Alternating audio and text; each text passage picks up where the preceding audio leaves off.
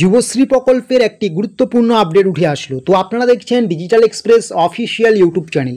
আপনারা যদি আমাদের এই ডিজিটাল এক্সপ্রেস অফিসিয়াল ইউটিউব চ্যানেলটিতে আজকে নতুন হয়ে থাকেন, অবশ্যই আপনারা আমাদের এই ডিজিটাল এক্সপ্রেস অফিসিয়াল ইউটিউব চ্যানেলটিকে সাবস্ক্রাইব করতে ভুলবেন না।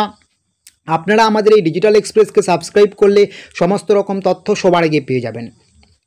এবং আপনাদেরকে নিয়ে আমাদের যে WhatsApp group, WhatsApp channel, Telegram channel আছে, আপনারা অবশ্যই সেগুলোতে যুক্ত হয়ে যাবেন। ভিডিও ডেসক্রিপশন বক্সে আমরা লিঙ্ক দিয়েছি, সেগুলোতে যুক্ত হলে আপনারা রাজ্য সরকার, পশ্চিমবঙ্গ সরকার, আমাদের পশ্চিমবঙ্গ যে রাজ্য সরকার রয়েছে, পশ্চিমবঙ্গ সরকার এবং কেন্দ্রীয় সরকারের যত রকম গুরুত্বপূর্ণ প্রকল্পের খবরাখবর রয়েছে, প্রত্যেকটা খবরাখবর কিন্তু আপনারা সবার আগে পেয়ে যাবেন।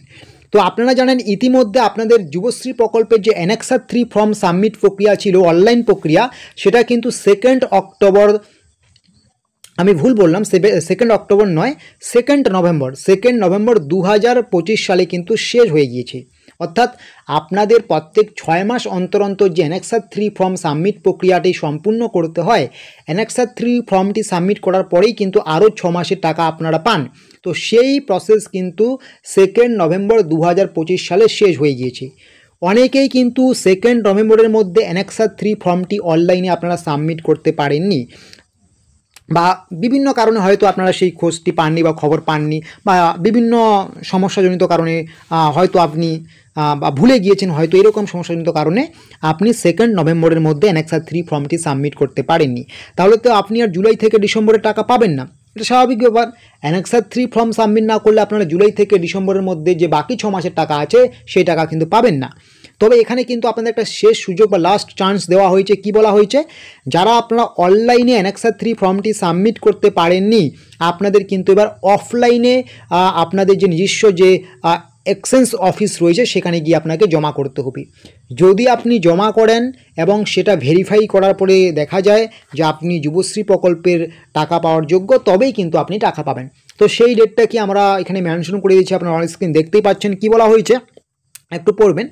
যে সকল কর্মপ্রার্থী যুবশ্রী প্রকল্পের মাধ্যমে ভাতা পাচ্ছেন এবং 8-10-2025 থেকে 2-11-2025 তারিখের মধ্যে অ্যানেক্সার 3 ফর্মটি সাবমিট করতে পারেননি অনলাইনে, তাদের অনুরোধ করা হচ্ছে আগামী 3-11-2025 থেকে শুরু করে 8-11-2025 তারিখের মধ্যে নিজেদের যে জেলা অফিস রয়েছে, নিজেদের আপনাদের যে ডিস্ট্রিক্ট অফিস বা জেলা অফিস রয়েছে, যে যার জেলা সেরকম করে যেতে হবে, আবেদন করুন, সেই জেলা অফিসে গিয়ে আবেদন করুন।